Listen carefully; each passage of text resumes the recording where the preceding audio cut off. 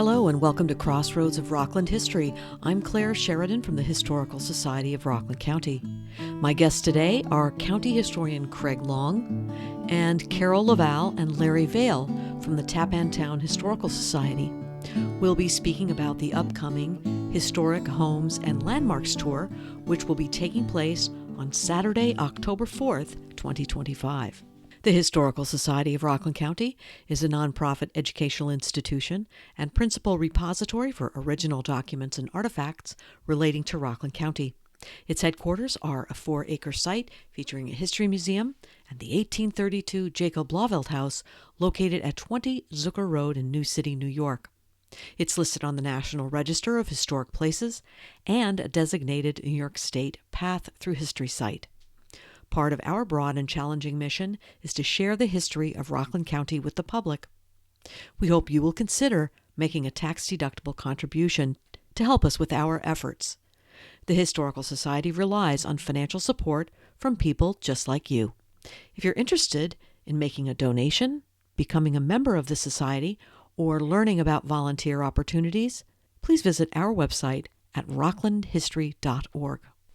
In 1965, the Orangetown Town Board adopted the map outlining the Tappan Historic Area.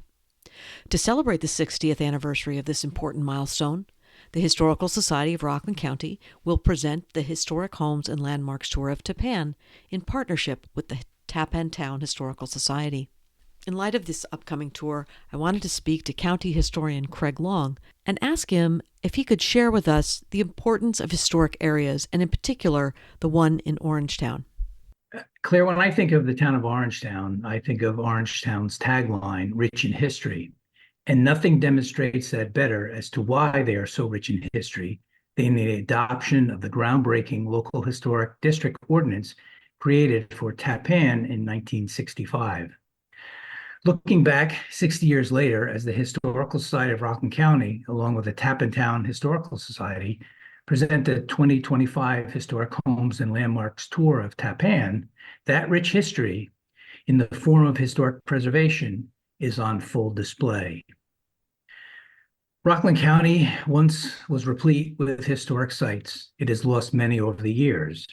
To stem that tide, the town of Orangetown, at the urging of what was then the Tappan Civic Group, incorporated 85 acres into the Tappan Historic Zoning District.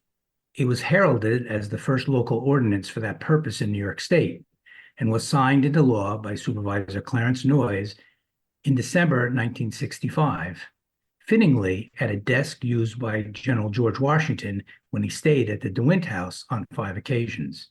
It is reputed to have been the same desk where Washington signed the death warrant for Major John Andre, and at the end of the war, signed the orders for the evacuation of the British forces from our new nation.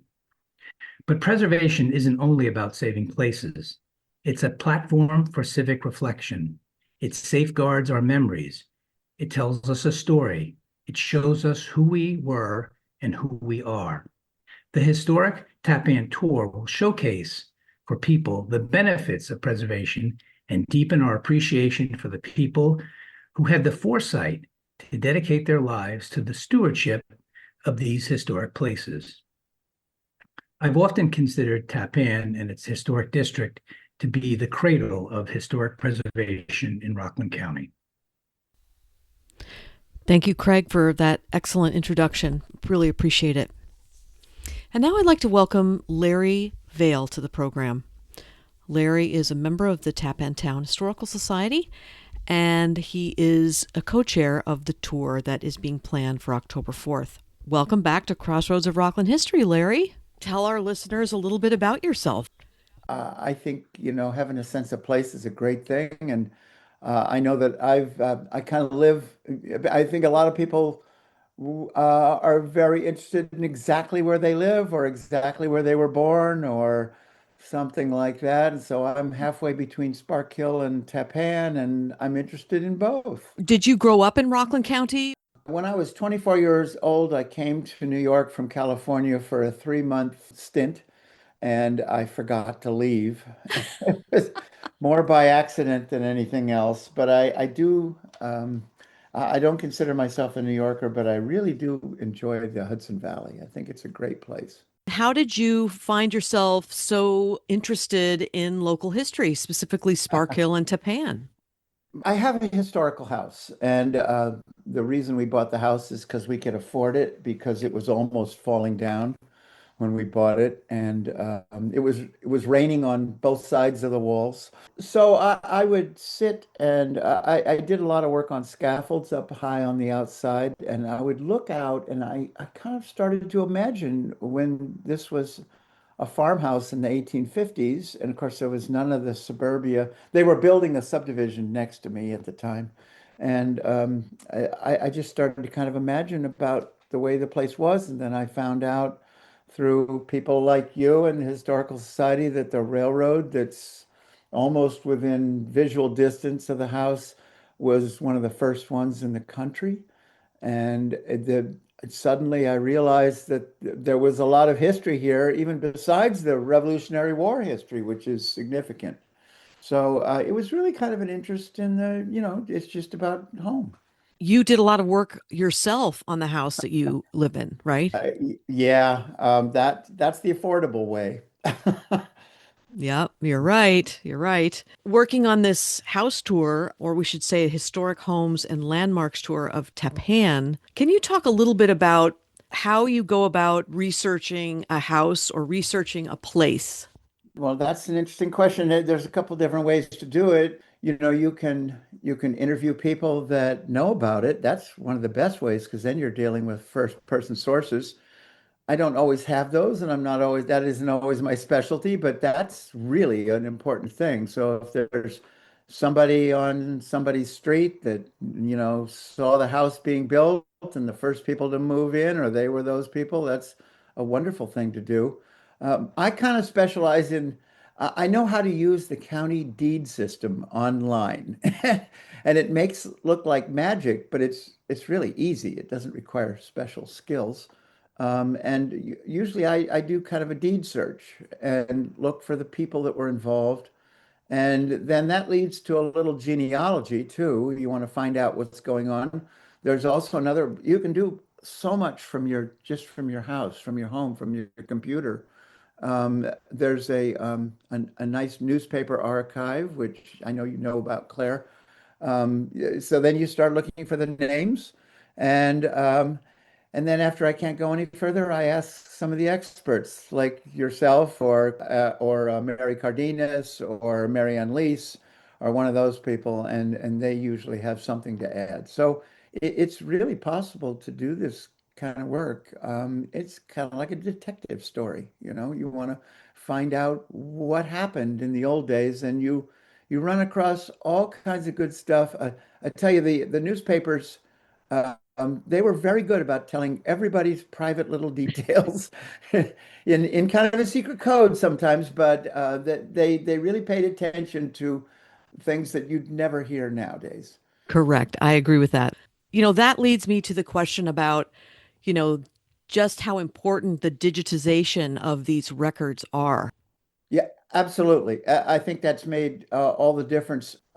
Before all this stuff was digitized, like the deeds, I remember I had jury duty one day, and then the judge says, "Well, come back in 3 hours." So I had nothing to do, and I went over to the clerk's office and started looking through deeds on my house. And it was so tedious. I didn't have I didn't even have a notebook with me, and I made all these little notes that don't make any sense. And but nowadays it's just so easy to do compared to the old days. It really is really interesting and convenient. Yeah, yeah, I agree. And more newspapers are getting digitized and records are being digitized. It's great. It's great for researchers like us because it makes life that much easier. So, in talking about this particular tour of Tappan, we sort of picked this place because it's the 60th anniversary of the adoption of the historic area map by the town of Orangetown. And it was one of the first in New York State to designate an area as historic. Can you talk about why historic designations are important? Well, I think it raises value. It's not, I guess it's fair to say that it's not valuable to everyone, but there's a desire for, I just know so many people that live in historic homes. They say, this is why we came here, because this is the kind of area that I want. And I know that it's protected and, it's going to stay that way to a certain degree. I mean, everything changes, but it won't be, it won't be totally blighted out. And so I think that's one thing.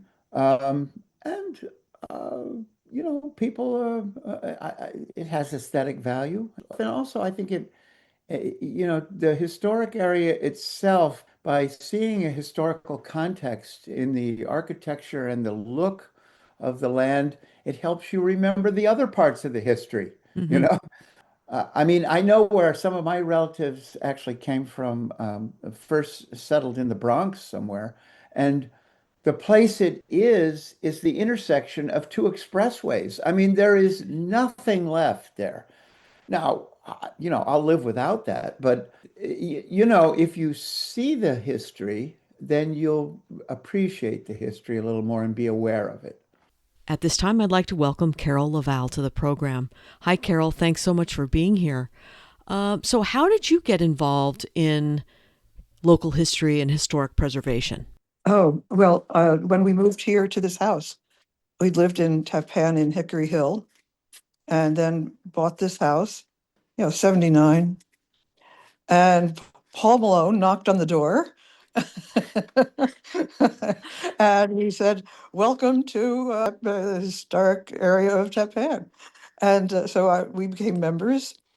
And that was that for a while. And then we got more involved in the activities of the Historic Society. And at some point, Tom got on the board, and then he became the president. Hmm. And then after he left, I became the president. And I've been the president forever, it seems. So that's, And certainly, Paul Malone was in that initial group of people that was pushing yes, for the historic area. yeah. Paul, Winnie Straykosh, Jenny McCarthy, Wes Pullman. At first, people were a little tentative that they didn't want a historic area because they felt like it might be too restrictive. Did you ever talk to Paul Malone about that and how they changed people's minds? I think they managed to make it seem like it would be an advantage.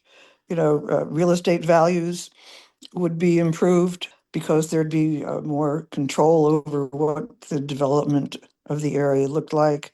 So I think he, brought people around to seeing there were more advantages than disadvantages. And the restrictions on uh, are really not onerous at all. You just go to the board, hey bar, and they're very good in suggesting alternatives if they don't meet those, whatever the criteria is. Why do you think people are interested in house tours in general? Oh, I think they look to go into people's houses and, see what the inside looks like, see how it's decorated, and Right. especially old houses, Yeah. and hear maybe the history of the house, and understand what a place looks like is what interests people. Yeah, I think so. And I think the houses in Tappan, certainly in the historic district, it's interesting to see how people live in the 21st century in a house that was built in the early 19th century or even earlier in some cases. How they update them or how they don't update them, but they still can live comfortably in 2025. Oh yeah, I mean, our kitchen's a good example. I mean, the fireplace was used for cooking, and there was an oven for baking. And of course, nothing like that goes on here now. With modern appliances, I'm not cooking over the fireplace. So, uh, so it's interesting to imagine what, say, this was one room actually looked like in the 1800s.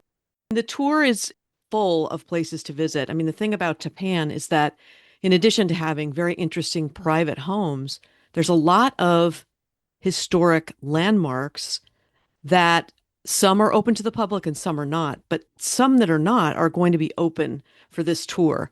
One of the most interesting ones that most people have never seen is the inside of the manse. What is the manse and why is it important? And this unique opportunity to go inside. Yeah, well, the manse was where the first pastor of the Tappan Church lived, and I think it was open once a long time ago. Reverend Hoover lives there, so you don't go in Right. until an opportunity like this comes along. And it's a place where the pastor of the church has always lived. This lengthy, continuous use, that's unique in, I think, anywhere that there would be such a building. It's a limited area to go in, but you will be able to see the two parlors, which are very important. And if you come on the tour, you will understand why those two rooms are important. The tour is a combination of businesses, private homes, there's churches. I think when you're from Tappan and you're involved in the historical society or history buff, history enthusiasts, people may have heard about the importance of Tappan in the Revolutionary War, especially when it comes to the treason of the revolution between British Major John Andre and probably the most notorious traitor in history, Benedict Arnold. But there are a lot of people who don't know that, other than just, Benedict Arnold was a traitor. Done. So in terms of that Yeah. whole piece of history, especially since we're leading into the 250th, talk a little bit about how that fits in. Some people just really are surprised at how much history there is right there in that little area. Well, yeah, there's in Washington over at his headquarters. It's a very good opportunity as a lead-in to what's going to come on in 2026. Mm-hmm. So I think having a tour now is a nice introduction into the activities that are going to be a lot of activities starting in 2026. It sort of helps to set the stage for that. Exactly. Now, of course, in Orangetown, it was kicked off last year because we sort of think the unofficial kickoff is the signing of the Orangetown resolutions. Mhm. And so in Orangetown, we sort of feel like we've already kicked it off. But one of the things that we're going to be doing in this tour is offering everyone a list of what is coming up for Orangetown over the coming year. Have you been involved in that planning of the 250th in Orangetown? Actually, not too much. Okay. I did. So there's a couple things going on which you might get into. One of them is going to be this parade by the town on July 4th, and I participated in it long enough to make sure that Mary Cardenas got involved because Good. she's really the right person to advise them on the history. But I know that's a big thing that's going on. In the Tappantown Historical Society, we have a couple little events. There's a kind of I think it's a wine and cheese event that we're going to have at Grapevine. There's another one that the drum and fife corps and that kind of thing. But I'm hoping maybe there's even a little more as we get forward. Mm-hmm. Yeah. Yeah, that's great. I know Mary's been helping us on this tour, and you're absolutely right. She is the point person. She's the person who knows all the history. So glad she's sort of helping spearhead that effort. Out of the respect for the privacy of the homeowners, we don't publish the list of places in advance. And a lot of people say, well, how do I know I'm going to get my money's worth on this tour?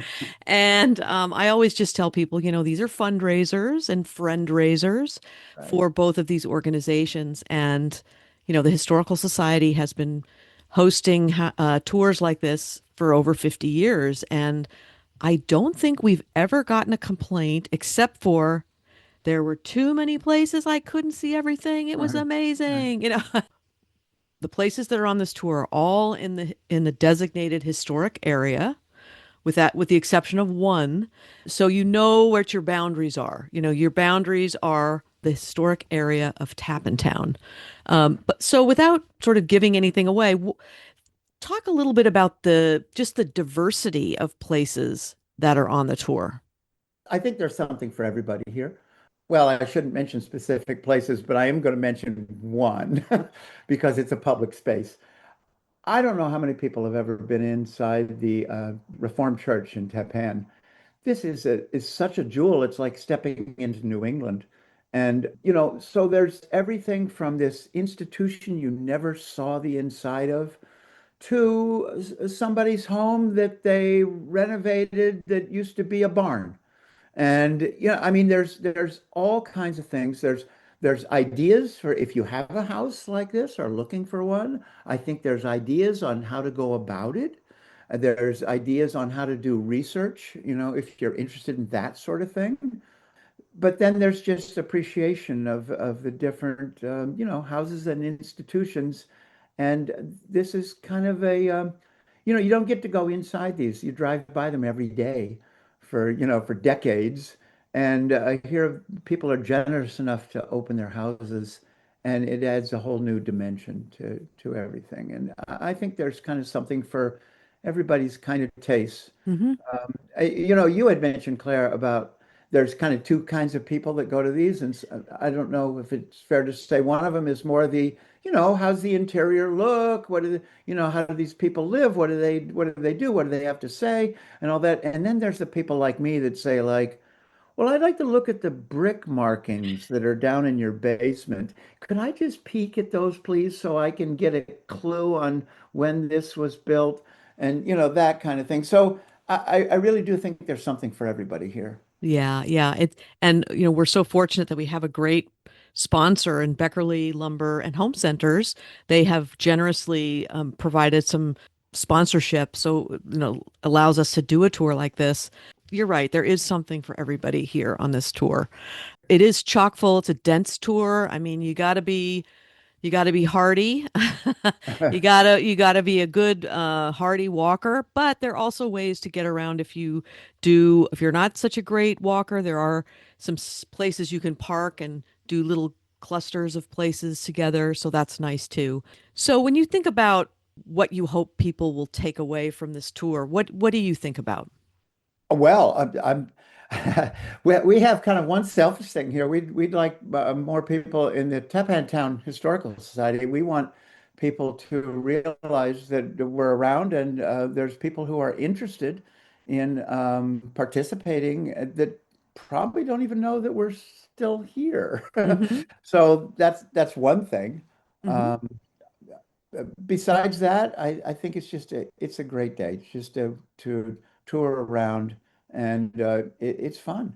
Yeah, it is fun. So I know that the Tappantown Historical Society sort of grew out of a civic association, and the Historical Society does continue some of those civic-minded activities. And correct me if I'm wrong, but for example, the greenery that's on the lampposts during the holidays and that sort of thing. Are those still part of the Tappantown Historical Society's Oh efforts yeah. over the Oh, year? oh Yeah. yeah. Every Christmas time we put up those things. We if you drive in from my direction, if you drive in from the east to Tappan along Kings Highway, you'll see the little triangle there by Greenbush Road. We sponsored that to be landscaped, and we take care of the maintenance on that every year. We do some other landscaping in town. We give out awards for people's good works on that. It doesn't have to be a $1 million renovation, but sometimes people put in the extra effort to really make their historical houses look nice, and we give out those awards every year. We have done some events before, like you remember Colonial Day, and this was another victim of COVID. I mean, it just kind of knocked it down, and a lot of the presenters that we had just kind of retired Hmm. during that, and it was very hard to organize that again. But I guess my message to people in town that are interested in this kind of thing is, I'd like to know what they're looking for. I'd like to know we just had someone come to our last meeting and member of the public, and she said, I'm recently retired and I want to know what you're doing. I want to help. And sometimes they have specific questions too about either working it into their kids' schooling or doing more things like the tour that you've so wonderfully arranged. So I'd like to hear from people on their interests too, because I think there's a real opportunity to work together. Well, that's all the time we have for today. I'd like to thank my guests, County Historian Craig Long, and my guests from the Tappantown Historical Society, Larry Vail and Carol LaValle. Thanks so much for being on Crossroads. The 2025 Historic Homes and Landmarks Tour in Tappan will take place on Saturday, October 4th from 10 a.m. to 4 p.m. You can order tickets in advance for $40 per person through our website, rocklandhistory.org. You can also call the Historical Society office at 845-634-9629, and you can order your tickets that way as well. We want to thank our presenting sponsor, Beckerly Lumber and Home Centers, for the generous sponsorship of the tour this year. We really appreciate it. And did you know that October is Rockland History Month? We thank our History Month sponsor, Fellows Heimowitz and Rice in New City. If you want to find out what's making history in Rockland, a great way to do that is to follow us on Facebook, where we have a growing group of friends and fans. You can also find us tweeting on Twitter, blogging on Tumblr, and posting on Instagram and Threads. And remember, past episodes of Crossroads of Rockland History can be found on our website or on all major podcast platforms. I'm Clare Sheridan. Thanks for listening to Crossroads of Rockland History.